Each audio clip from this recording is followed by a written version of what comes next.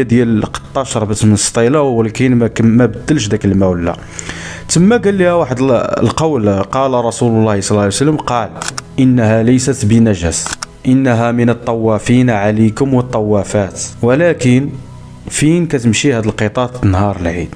هاد القضيه نشطاء من المواقع التواصل الاجتماعي داروا واحد التحدي بالاجماع بان نهار العيد كل واحد فيهم اللي عنده القطط يصور داك القط ديالو ويبارطاجيه مع الناس باش يعرفوا باللي هاد القضيه كاينه ولا ما كايناش. هو تدارت هاد القضيه والناس كاين اللي مشى في ذاك النهار تفكر، كاين اللي بقى ملهي بالصلاه وزياره الاهل والذبيحه والماكله والمهم والضحك وزياره الاهل وكذا، ما نسى ديك الامر. ها الاول، وفاش سولوه قال لهم انايا باللي تناسيت.